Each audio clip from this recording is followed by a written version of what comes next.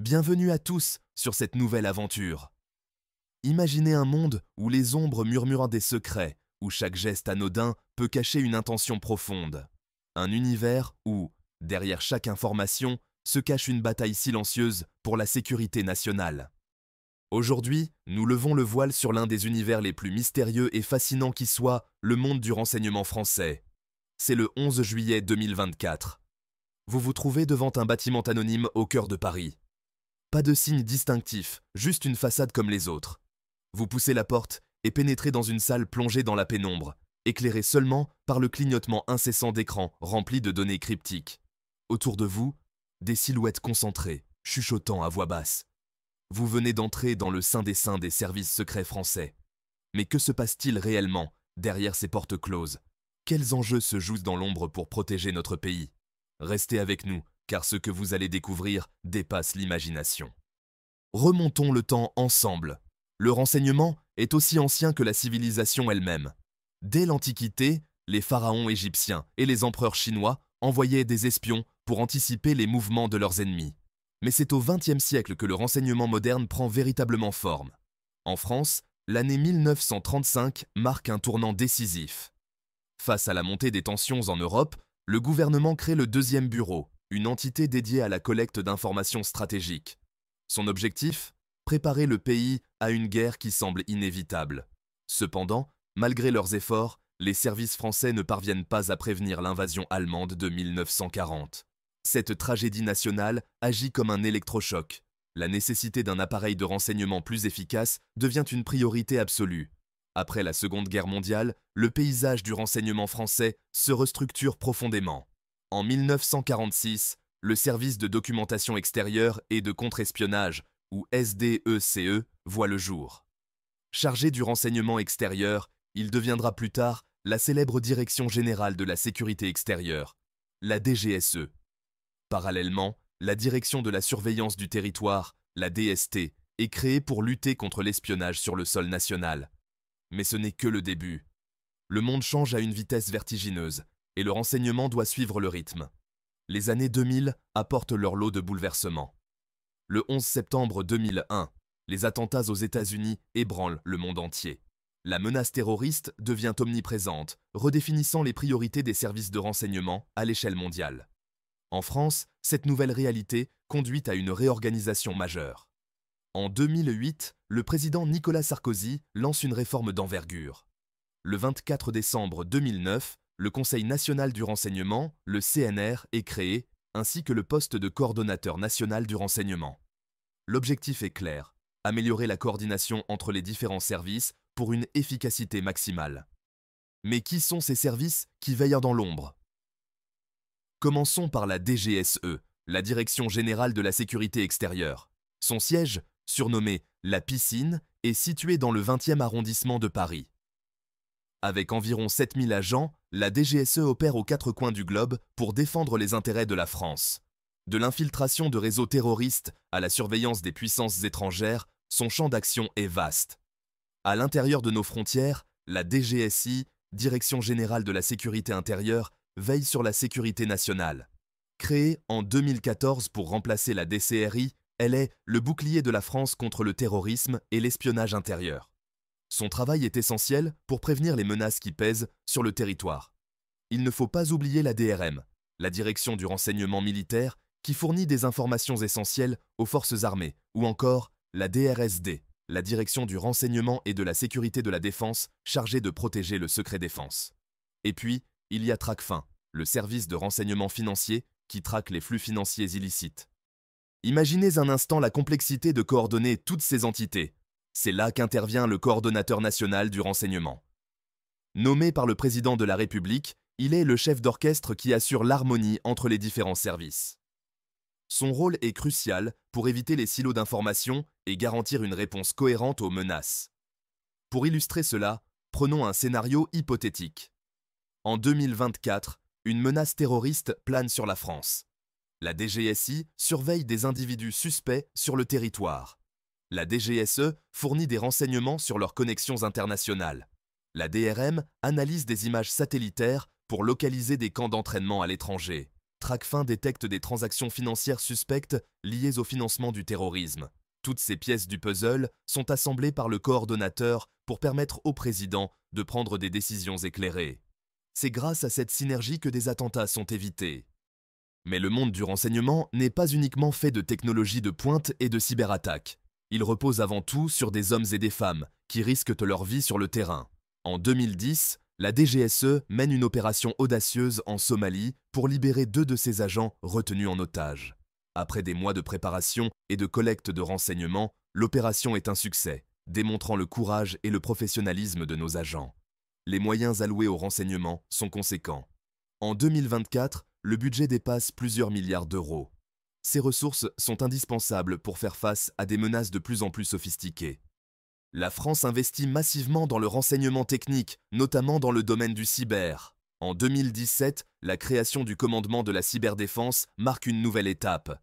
Avec plus de 3000 cybercombattants, cette unité protège nos systèmes d'information et mène des opérations offensives dans le cyberespace. Cependant, malgré les avancées technologiques, le renseignement humain reste irremplaçable. Les agents de terrain, ces hommes de l'ombre, sont le cœur battant des services. Leur capacité à tisser des réseaux, à obtenir des informations cruciales au péril de leur vie, est essentielle. Leur travail est souvent méconnu, mais sans eux, les technologies seraient impuissantes. L'opération Barkhane au Sahel en est une illustration parfaite. Depuis 2013, la France était engagée dans une lutte contre les groupes terroristes dans cette région. Le renseignement y jouait un rôle central. Les agents de la DGSE et de la DRM collaborent étroitement avec les forces spéciales pour identifier et neutraliser les menaces. Leur connaissance du terrain et des dynamiques locales est un atout indispensable. Cette opération est aujourd'hui décriée par de nombreux Africains qui ont accusé la France de surtout jouer sa partition, voire d'encourager les terroristes. Toutefois, le renseignement est parfois au cœur de controverses. L'affaire des écoutes de l'Élysée dans les années 1980 ou les révélations d'Edward Snowden en 2013 sur la surveillance de masse ont suscité des débats intenses sur les limites de ces pratiques dans une démocratie. Comment concilier sécurité nationale et respect des libertés individuelles? La loi du 24 juillet 2015, relative au renseignement, tente de répondre à cette question. Elle encadre les activités des services, définit leurs missions et instaure des mécanismes de contrôle. La Commission nationale de contrôle des techniques de renseignement, CNCTR, est créée pour veiller au respect de la loi et protéger les droits des citoyens. Néanmoins, le débat reste ouvert. L'arrivée de l'intelligence artificielle dans le renseignement en 2024 soulève de nouvelles interrogations éthiques. Jusqu'où peut-on aller dans la surveillance pour garantir la sécurité? Quelle place pour l'humain face à des algorithmes toujours plus puissants? Regardons vers l'avenir. Les défis qui attendent nos services de renseignement sont nombreux. La cybersécurité est sans doute l'un des plus pressants. En 2019, la NSSI signalait plus de 1000 attaques informatiques significatives contre des entreprises et institutions françaises. En 2024, ce chiffre a explosé. Les cyberattaques sont devenues monnaie courante, ciblant aussi bien des infrastructures critiques que des hôpitaux ou des administrations. Pour y faire face, la France doit non seulement renforcer sa défense, mais aussi développer ses capacités offensives. Cela implique de recruter et former des experts capables de rivaliser avec les hackers les plus aguerris. C'est un défi de taille dans un domaine où les talents sont rares et très convoités. La lutte contre la désinformation est un autre enjeu majeur. Les campagnes de manipulation de l'information, souvent orchestrées par des États étrangers, menacent nos démocraties. En 2017, lors de l'élection présidentielle française, une vaste opération de désinformation est menée pour influencer le scrutin. Grâce à la vigilance de nos services, l'impact est limité, mais la menace est bien réelle. Comment lutter contre la désinformation sans empiéter sur la liberté d'expression? En 2018, la France adopte une loi pour renforcer la lutte contre les fausses informations. Le Conseil supérieur de l'audiovisuel, CSA, devenu l'autorité de régulation de la communication audiovisuelle et numérique, ARCOM, en 2022, se voit attribuer de nouveaux pouvoirs pour réguler les contenus. Mais l'équilibre est fragile et la vigilance est de mise pour éviter toute dérive. La montée en puissance de nouvelles nations, comme la Chine, ajoute une dimension supplémentaire. En 2020, Bernard Émier, alors directeur de la DGSE, déclare que la Chine est devenue la priorité numéro 1 de ses services. Les ambitions économiques et géopolitiques de Pékin, notamment avec le projet de la nouvelle route de la soie, représentent des défis majeurs pour la France et l'Europe. Le renseignement doit également anticiper et gérer les crises. La pandémie de Covid-19 en 2020 a montré l'importance du renseignement sanitaire. En 2021, l'ANRSMI est créée pour coordonner la recherche sur les maladies infectieuses émergentes. Collaborant étroitement avec les services de renseignement, elle vise à anticiper les futures pandémies et à protéger la population. La coopération internationale est essentielle dans ce contexte. La France participe activement à des structures comme le Club de Berne, qui réunit les services de renseignement européens. Cette collaboration permet de partager des informations cruciales et de mener des opérations conjointes. En 2015, grâce à une coopération étroite avec les services marocains, les attentats de Paris du 13 novembre ont pu être en partie élucidés, mettant en lumière l'importance de ces partenariats. Cependant, la confiance entre services n'est pas toujours évidente. Les révélations sur l'espionnage entre alliés ont mis en lumière les tensions sous-jacentes. Il est crucial de travailler sur la transparence et le respect mutuel pour renforcer ces collaborations. Le renseignement financier est un autre pilier de la sécurité nationale. Tracfin joue un rôle essentiel dans la lutte contre le blanchiment d'argent et le financement du terrorisme. En 2023, ce service a traité plus de 100 000 déclarations de soupçons permettant de détecter des flux financiers illicites et de démanteler des réseaux criminels.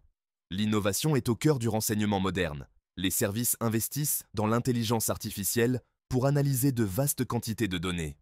En 2022, la DGSE crée un comité d'éthique pour encadrer l'utilisation de ces technologies et garantir le respect des valeurs démocratiques. La formation des agents est un enjeu crucial. L'Académie du renseignement, fondée en 2010, forme les cadres des services français. En 2024, elle intègre des modules sur la cybersécurité, la désinformation et l'intelligence artificielle pour répondre aux défis actuels. Le recrutement est un défi constant. Attirer les meilleurs talents sans pouvoir communiquer ouvertement sur les missions est complexe. En 2019, la DGSE innove en lançant une campagne de recrutement dans le métro parisien. L'opération est un succès, attirant de nombreux candidats passionnés par le monde du renseignement. Mais le métier d'agent est exigeant. Le secret, l'isolement, le risque pèsent sur les individus. En 2021, les services renforcent le soutien psychologique pour leurs agents. Marie, ancienne agent de la DGSE, confie « Vivre dans le secret permanent est éprouvant. On ne peut partager ni ses réussites ni ses peurs. C'est un sacrifice que peu de gens comprennent. » La lutte contre la prolifération des armes de destruction massive est une priorité. En 2024, la situation en Corée du Nord reste préoccupante. Nos services surveillent de près les développements du programme nucléaire nord-coréen, collaborant avec des partenaires internationaux pour prévenir une escalade. L'anticipation des crises est essentielle. Le Centre d'analyse, de prévision et de stratégie, ou CAPS, joue un rôle clé en fournissant des analyses géopolitiques.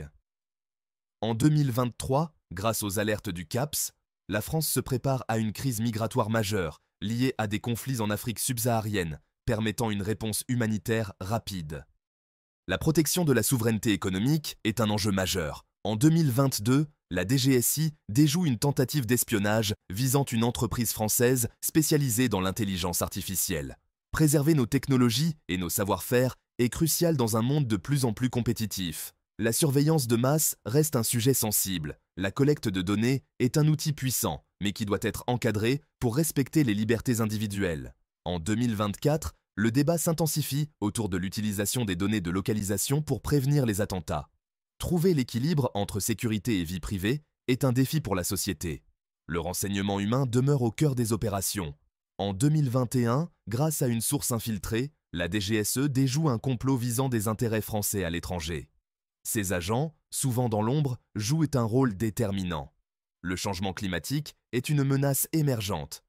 En 2023, la DGSE crée une cellule dédiée pour analyser les impacts géopolitiques du réchauffement. Les migrations, les conflits pour les ressources, les catastrophes naturelles sont autant de défis à anticiper. La sécurité dans l'espace devient également une préoccupation. La militarisation de l'espace et la multiplication des satellites augmentent les risques de conflits. Le commandement de l'espace, créé en 2019, travaille en étroite collaboration avec les services de renseignement pour surveiller les activités spatiales. Les opérations clandestines fascinent le grand public. En 2019, l'opération de libération d'otages au Burkina Faso montre le courage et la compétence de nos forces spéciales. Mais ces actions soulèvent des questions sur le respect du droit international et la nécessité d'un contrôle démocratique. L'analyse et le recoupement d'informations sont essentiels. En 2021, la détection d'une tentative d'achat de matériel nucléaire par un pays sous embargo montre l'importance du travail minutieux des analystes. L'innovation technologique continue d'être un défi.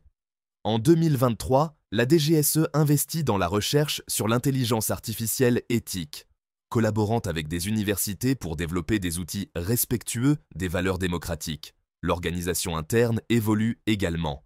Le Lab Innovation de la DGSI, créé en 2022, favorise la collaboration entre agents, chercheurs et start-up pour développer des solutions innovantes. La menace terroriste reste présente. En 2023, un attentat est déjoué grâce à la DGSI, rappelant que la vigilance est toujours de mise.